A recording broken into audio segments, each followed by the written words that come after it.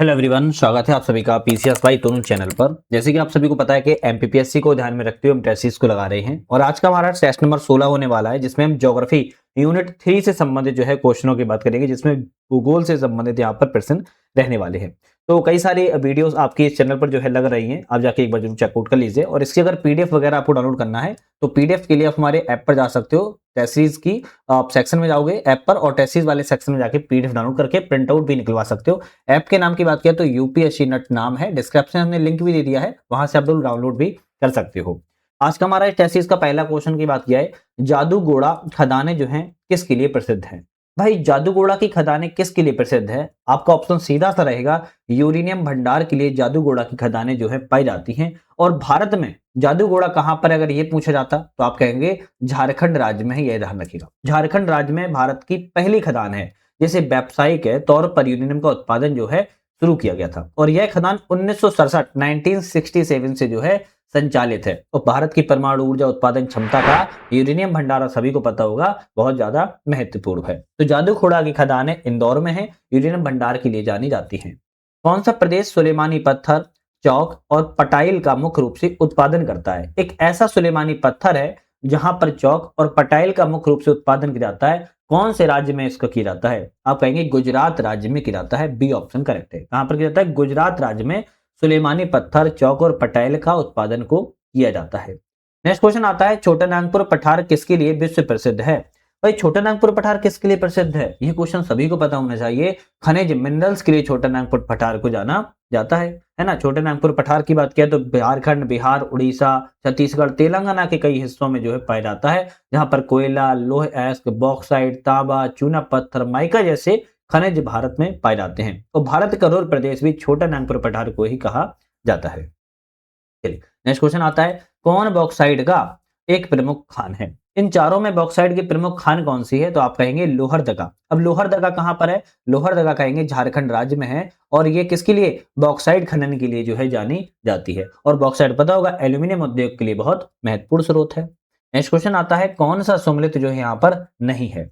इन सूची 1 केंद्र है, सूची 2 में खनिज है, कौन सा सही नहीं है इसकी बात की जा रही है। जैसे मकुम, मकुम जो है कोयला के लिए जाना जाता है, करेक्ट है। डल्ली राजहरा कोयला और लोहा के लिए जाना जाता है, ये भी ठीक है।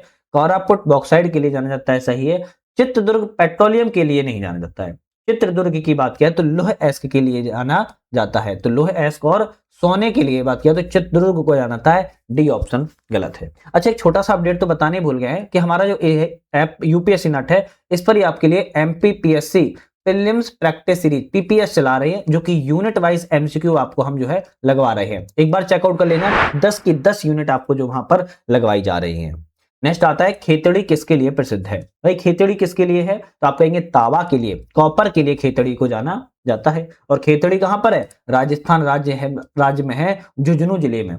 आ जाए तो राजस्थान राज्य के झुंझुनू जिले में है। भारत का तांबा नगर खेतड़ी को कहा जाता है।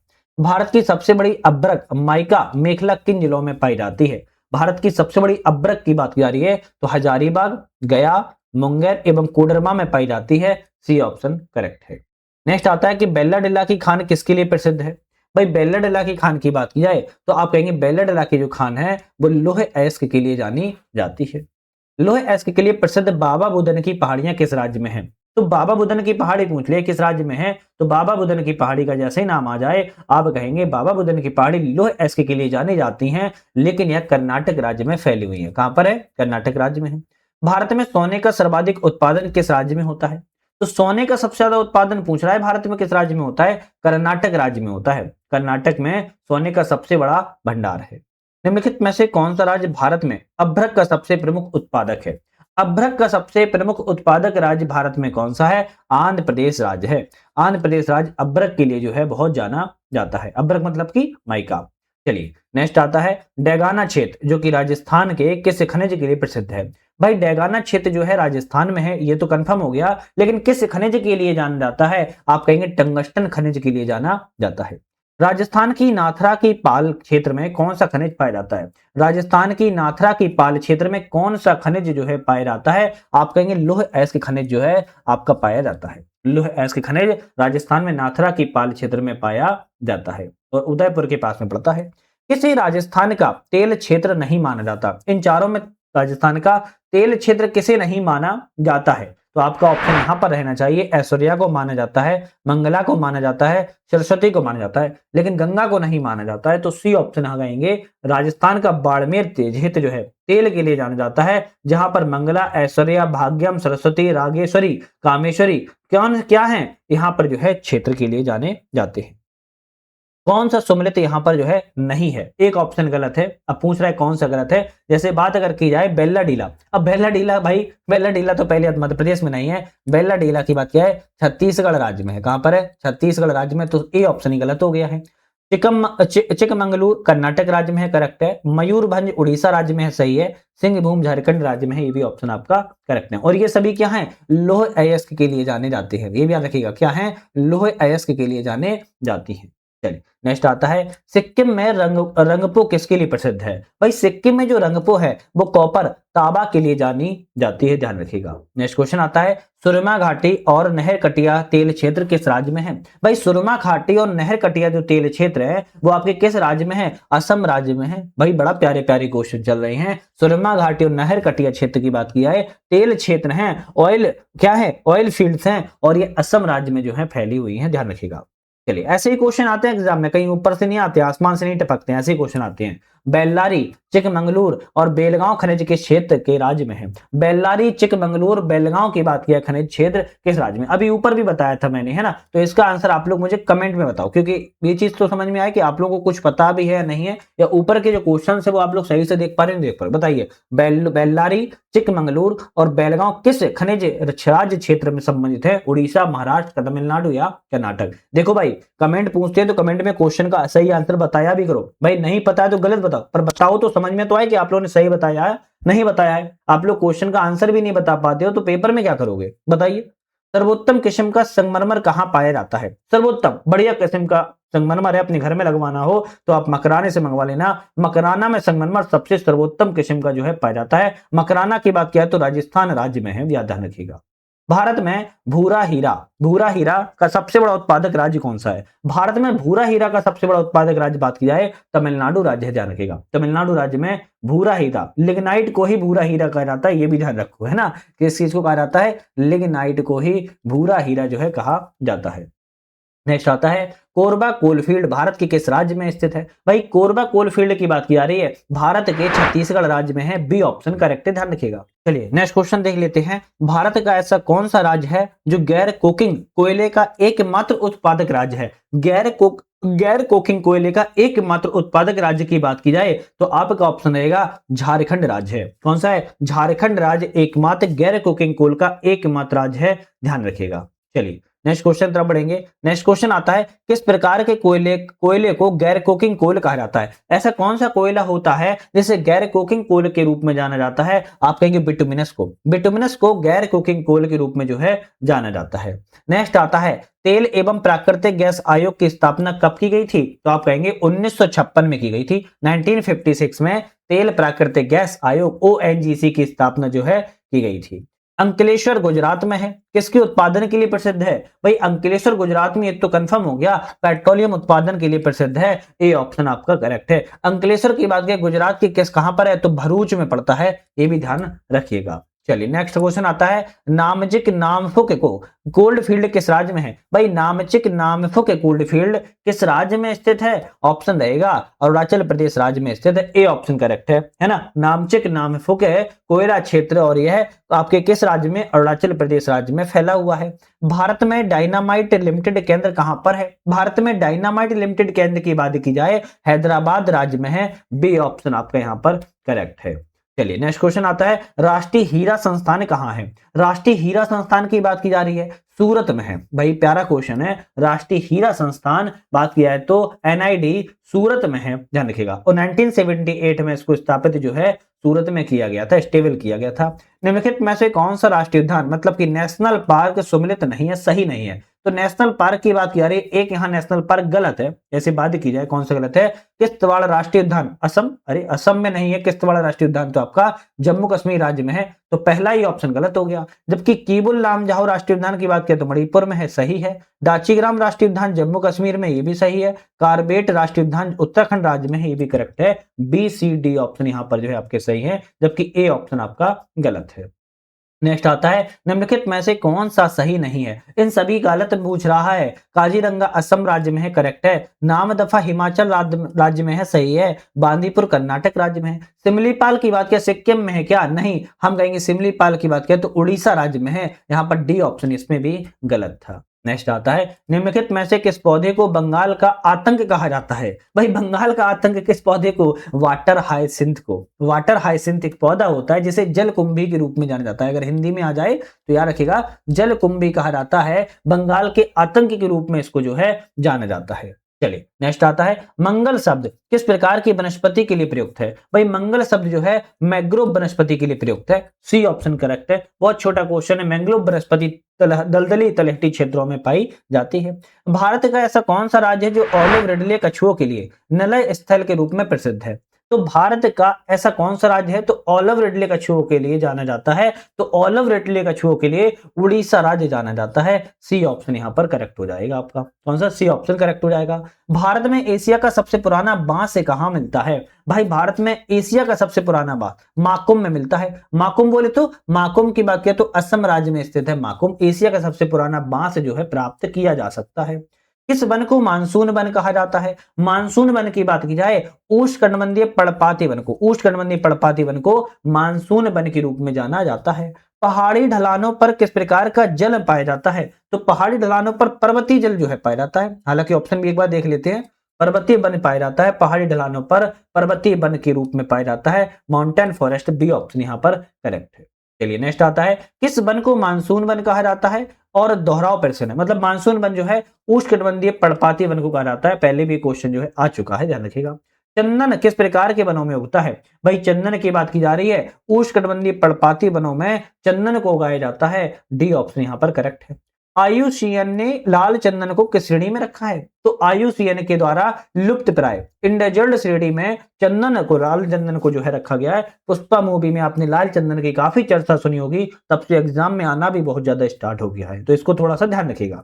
भारत में नारियल किस प्रकार के वनों के वृक्ष हैं। तो भारत में नारियल जो है मैंग्रोव के वन है, मैंग्रोव वनों के जो है वृक्ष हैं, ध्यान रखिएगा। नारियल का वृक्ष जो है तटीय क्षेत्रों में खासतौर से पाया जाता है। नेक्स्ट क्वेश्चन आता है कि उष्णकटिबंधीय सदाबहार और अर्ध सदाबहार वन कहां पाए जाते हैं। उष्णकटिबंधीय सदाबहार और अर्ध सदाबहार वन उत्तर पूर्वी राज्य में नॉर्थ ईस्ट स्टेट में जो है पाए जाते हैं, ध्यान रखिएगा। भारतीय वन सर्वेक्षण विभाग का मुख्यालय कहां है। तो भारतीय वन सर्वेक्षण मुख्यालय की बात किया है देहरादून उत्तराखंड राज्य में स्थित है। बी ऑप्शन करेक्ट है। नेक्स्ट आता है, भारत में वन अनुसंधान संस्थान कहां है। भारत में वन अनुसंधान संस्थान की बात की जाए देहरादून राज्य में स्थित है, तो इसका भी सी ऑप्शन आपका जो है करेक्ट है। नेक्स्ट आता है, भारत में वनों की स्थिति की रिपोर्ट पर कौन जारी करता है। भारत में जो वनों की स्थिति रिपोर्ट है वह भारतीय वन सर्वेक्षण विभाग Dehradun, forest survey of India Dehradun के द्वारा जो है जारी की जाती है, और हर 2 साल में इसकी रिपोर्ट को जारी किया जाता है। नेक्स्ट आता है, कौन सी हिमालयी वनस्पति जाति 1800 से 2600 मीटर की ऊंचाई पर पाई जाती है। 1800 से 2600 मीटर की ऊंचाई पर देवदार वृक्ष पाए जाते हैं, ध्यान रखिए कौन से, देवदार वृक्ष जो है पाए जाते हैं। पश्चिमी हिमालय की मूल प्रजाति के रूप में इसको जाना जाता है। भारत के किस भौतिक प्रदेश में उष्णकटिबंध से लेकर अल्पाइन वनस्पति पाई जाती है। ऐसा कौन सा प्रदेश है भारत में जहां पर उष्णकटिबंध वनस्पति मिलती है, अल्पाइन वनस्पति भी मिलती है। आपका ऑप्शन रहेगा हिमालय पर्वतीय क्षेत्र में दोनों ही वनस्पतियां जो है पाई जाती हैं। 16 वन कहां पाए जाते हैं, ये तो पीवाईक्यू में आप लोगों ने बहुत अच्छे से देखा होगा।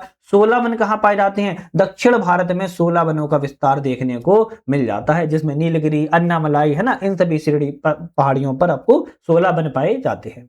ISFR 2023 की रिपोर्ट के बारे में कौन सा कथन गलत है। तो यहां पर पूछ रहा है कि ISFR के बारे में कौन सा कथन गलत है। लक्षद्वीप में सबसे अधिक वन आवरण है, केंद्रशासित प्रदेशों में सही है।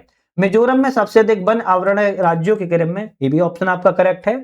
भारत का कुल मैंग्रोव क्षेत्रफल 4,992 किलोमीटर हो चुका है, ये भी सही है। मध्य प्रदेश वन क्षेत्रफल में द्वितीय स्थान पर है, तो मध्य प्रदेश दूसरे स्थान पर न होकर मध्य प्रदेश का स्थान जो है प्रथम है, तो आप कहेंगे डी वाला ऑप्शन यहाँ पर जो है गलत था, ध्यान रखिएगा। चलिए नेक्स्ट क्वेश्चन आता है, भारतीय वनों का वैज्ञानिक वर्गीकरण किसने किया था? भारतीय वनों का जो वैज्ञानिक वर्गीकरण है H.G. चैंपियन के द्वारा किया गया था, ए ऑप्शन यहाँ पर जो है आपका करेक्ट है। सूची 1 और सूची 2 आती है और पूछ रहा है कि इनमें से कौन सा ऑप्शन आपका जो है करेक्ट है। जैसे बात की जाए उष्णकटिबंधीय आर्द्र पर्णपाती वन, उष्णकटिबंधीय आर्द्र पर्णपाती वन में सह्याद्री अच्छा यहां लिखता जा रहा हूं, सह्याद्री संबंधित है, ध्यान रखिएगा, ठीक है। और उष्णकटिबंधीय शुष्क पर्णपाती वनों में अगर बात की जाए, उष्णकटिबंधीय शुष्क पर्णपाती वनों में बात की जाए, तब आप कहेंगे कौन संबंधित है? एक मिनट, तब आप कहेंगे यहां पर जो है कौन सा रहेगा? गंगा का मैदान संबंधित रहेगा। कौन सा?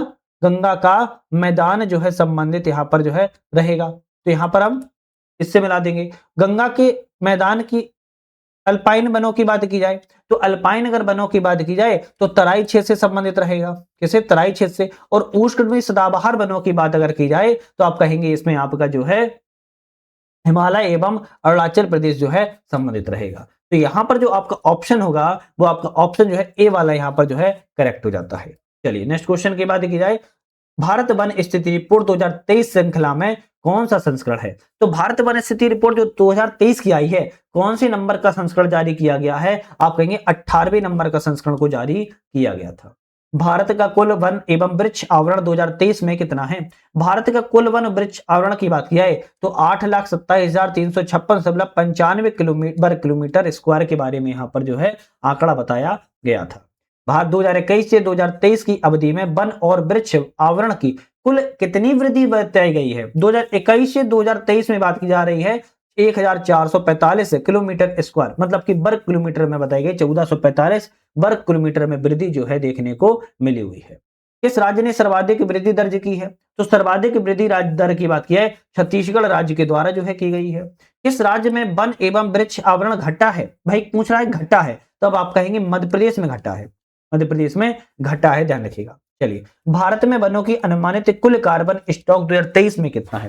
कुल कार्बन स्टॉक की बात की जा रही है कितना है? आप कहेंगे 7,285.5 मिलियन टन है। ये इंपॉर्टेंट क्वेश्चन है, ऐसा क्वेश्चन आ सकता है, ध्यान रखिएगा। भारत में मैंग्रोव आवरण की स्थिति 2023 में क्या है? तो मैंग्रोव आवरण की स्थिति भारत में पूछ रही क्या है? आप ऑप्शन कहेंगे घट रही है। क्या हो रही है? घट रही है, डिस्क्रीज हो रही है, ना कि बढ़ रही है। प्रतिशत के हिसाब से सर्वाधिक वन आवरण वाला राज्य कौन सा है? भाई प्रतिशत के हिसाब से पूछ रहा है कि वन आवरण वाला राज्य सबसे ज्यादा मिजोरम राज्य है। नेक्स्ट आता है 2023 की रिपोर्ट के अनुसार एक श्रेणी के वन का क्षेत्रफल सबसे अधिक है, क्या है? तो आप कहेंगे सबसे अधिक जो है खुले वन देखने को मिलेंगे, ओपन फॉरेस्ट जो है देखने को मिल जाते हैं, वन का क्षेत्रफल सबसे अधिक, ध्यान रखिएगा। ISFR 2023 के अनुसार भारत के कुल भौगोलिक क्षेत्र का कितना प्रतिशत वन आवरण है? कितना प्रतिशत? तो 21.76% है, आपका ऑप्शन रहेगा बी ऑप्शन सही है, 21.6% देखने को मिलेगा। ISFR 2023 में ग्रोइंग स्टॉक कौन सा है? ग्रोइंग स्टॉक किसे संदर्भित करता है? ग्रोइंग स्टॉक की बात की जाए तो पेड़ों की आयतन आधारित मात्रा को ग्रोइंग स्टॉक के बारे में जो है बात की जाती है। ISFR 2023 के अनुसार वन एवं वृक्ष आवरण में सर्वाधिक वृद्धि किस राज्य में हुई है? तो सर्वाधिक वृद्धि की बात की जा रही है छत्तीसगढ़ राज्य में की गई है, ए ऑप्शन आपका यहाँ पर करेक्ट है। पीने के लिए सुरक्षित पानी को क्या कहा जाता है? पीने के लिए सुरक्षित पानी को पेयजल कहा जाता है। क्या कहते हैं? पेयजल कहते हैं पीने के लिए सुरक्षित पानी को। भारत का महत्वपूर्ण जल संसाधन कौन सा है? भारत का सबसे महत्वपूर्ण जल संसाधन वर्षा भी है, नदियां भी है, भौमजल भी है। जब तीनों है तो ऑप्शन कहेंगे डी वाला रहेगा, तीनों ऑप्शन सही है। प्रथम राष्ट्रीय जल नीति किस वर्ष अपनाई गई थी? पहली राष्ट्रीय 1987 में 1987 में पहली राष्ट्रीय जल नीति को जो है अपनाया गया था। नेक्स्ट क्वेश्चन आता है, भारत का पहला राज्य कौन सा है जिसने सभी घरों के लिए छत पर वर्षा जल संचय अनिवार्य किया हुआ है? छत पर सभी घरों के लिए वर्षा जल संचय करना अनिवार्य कर दिया है, तमिलनाडु राज्य है, ध्यान रखिएगा, सी ऑप्शन करेक्ट है। भौमजल स्तर के नीचे पाए जाने वाला पानी क्या कहलाता है? भौमजल स्तर के नीचे जो पानी पाया जाता है ग्राउंड वाटर के रूप में, भूजल के रूप में इसको हम जानते हैं। बांस ड्रिप सिंचाई प्रणाली किस राज्य में विकसित है? बांस ड्रिप सिंचाई प्रणाली की बात की जा रही है, मेघालय राज्य में देखने को मिलती है। समुदाय की संपदा किसे कहा जाता है? समुदाय की संपदा जल को कहते हैं, वाटर को कहते हैं। किसको कहते हैं? समुदाय की संपदा वाटर को कहा जाता है, ध्यान रखिएगा। भूमिगत जल का अधिक उपयोग किस क्षेत्र में होता है? तो भूमिगत जल का सबसे ज्यादा प्रयोग जो है नॉर्थ इंडिया, उत्तर भारत में सबसे ज्यादा देखने को आपको मिलेगा। नेक्स्ट आता है कथन है कारण है, या कथन और कारण में कौन सा ऑप्शन करेक्ट है, इसकी बात की जा रही है। कथन कहता है कि भारत में वन क्षेत्र का हास्य भारत के जननांकीय संक्रमण से प्रत्यक्षता संबंधित रहा है, बिल्कुल बात ठीक कह रहा है, स्टेटमेंट सही। कारण कहता है रीजन है वन क्षेत्र एवं जनसंख्या वृद्धि में प्राय नकारात्मक संबंध होता है, बिल्कुल सही है। तो ऑप्शन कहेंगे ए रहेगा, दोनों ऑप्शन यहाँ पर जो है करेक्ट है। भारतीय उपमहाद्वीप में पाए जाने वाले आजादी सलछटा इंडिका किस सदाबहार पेड़ का वनस्पतिक नाम है? किस वनस्पति के नाम की बात की जा रही है? तो आपका ऑप्शन रहेगा नीम का नाम है। किसका? नीम का पेड़ होता है, उसका यह नाम है। निम्नलिखित में से कौन सा सदाबहार फल वृक्ष है? सदाबहार फल वृक्ष इनमें से कौन सा है बात की जा रही है? आप कहेंगे लोकाट। लोकाट जो है सदाबहार खट्टा मीठा यहाँ पर जो है फल पाया, इसमें पाया जाता है। सम्मिलित एक का क्षेत्र है कोयला क्षेत्र, दूसरा है भारत के राज्य। ऐसा कौन सा कोयला क्षेत्र जो किस राज्य से संबंधित है, इसकी बात की जा रही है। ऑप्शन यहां पर अगर बात की जाए, ऑप्शन की अगर बात की जाए तो रणजीत घाटी की बात की जाए तो रणजीत घाटी आपके कहां पर है? रणजीत घाटी आपके सिक्किम राज्य में है, ये आपको दूसरे से मिला देंगे। तंदूर की बात की जाए तो तेलंगाना राज्य में, तीसरे से मिला देंगे। वरोरा की बात किया तो महाराष्ट्र राज्य में है, आपको चौथे से मिला देंगे। और लाल मिटिया की बात किया आपके झारखंड राज्य में है, पहले से मिला देंगे, है ना, पहले से मिला देंगे। तो इस टाइप में आपको याद कर लेना है। कौन सा सामान्य नमक के लिए एक स्रोत है? सामान्य नमक के लिए कौन सा स्रोत है? आप कहेंगे सामान्य नमक के लिए, सामान्य नमक के लिए कौन सा स्रोत है? आप कहेंगे हैलाइट। क्या है? हैलाइट सामान्य नमक के लिए एक सामान्य स्रोत के रूप में जो है जाना जाता है।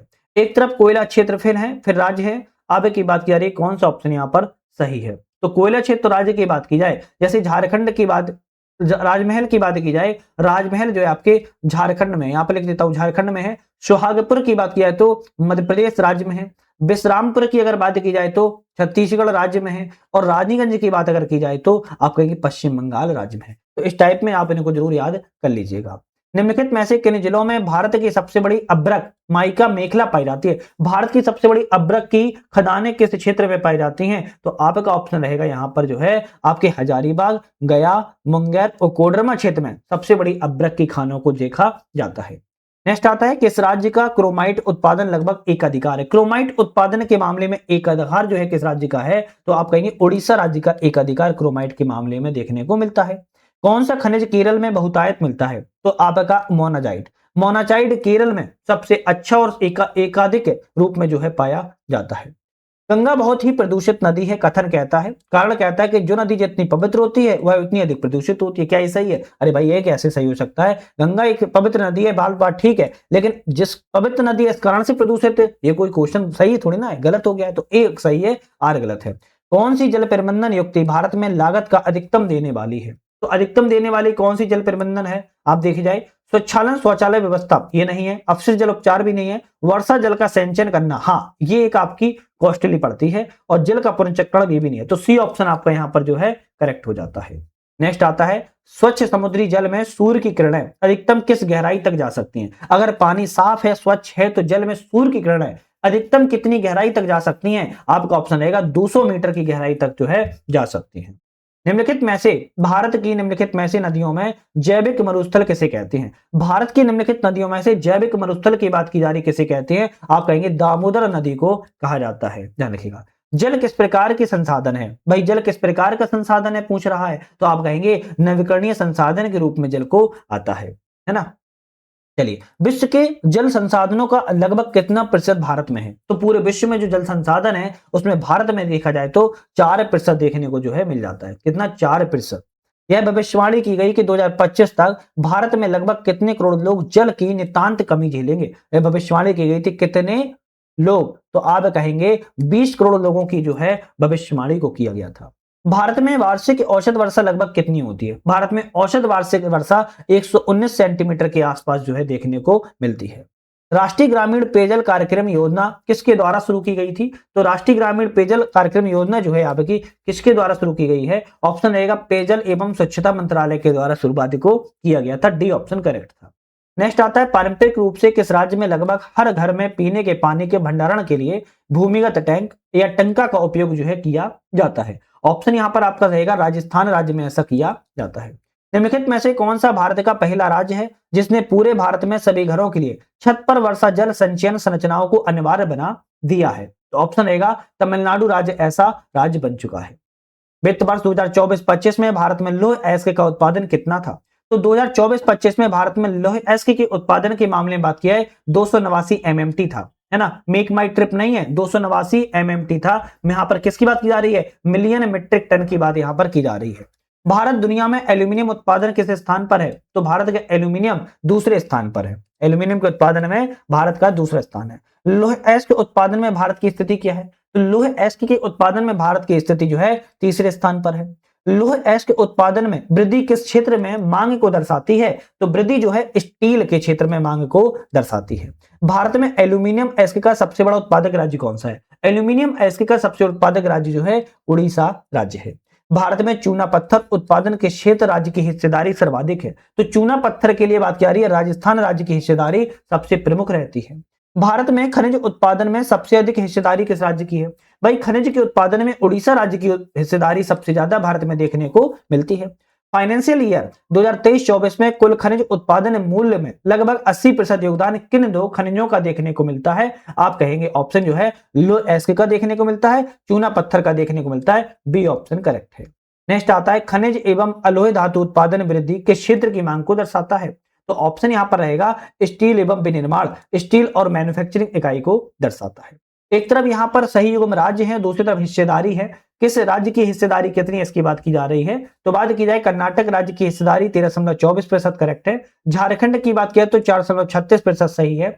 मध्य प्रदेश की 2.44% सही है। महाराष्ट्र की 1.45% सही है। तो ऑप्शन जब सभी सही हैं तो हम कहेंगे 1 2 3 4 सभी ऑप्शन डी वाले पे टिक लाएंगे। तो इस टेस्ट के माध्यम से हमने अपने पूरे 100 क्वेश्चनों को लगाया है। कोई भी आपका क्वेश्चन है, कोई डाउट है तो आप कमेंट भी कर सकते हो, कॉल भी कर सकते हो। वैसे कि हमारा ऐप आ चुका है यूपीएससी नट, इस ऐप को डाउनलोड करके आप multiple courses test series join कर सकते हो। एक हमारी बुक भी आई है जिसमें हमने क्विक रिवीजन के नाम से निकाला हुआ है। क्विक रिवीजन के नाम से इसलिए निकाला हुआ है क्योंकि इसमें केवल और केवल आपके केवल 80 पेज है और 80 पेज में history, polity, geography, economy, science के फैक्ट रखे हुए हैं। आप इसको जरूर जाके चैनल पर पीडीएफ डाउनलोड कर लेना। तो आप एक बार जरूर चैनल पे नए हो, सब्सक्राइब शेयर करके बेल आइकन प्रेस कर लेना है, जिससे कि नई वीडियो आए उसका आपको नोटिफिकेशन वगैरह मिलता रहे। आज के लिए धन्यवाद।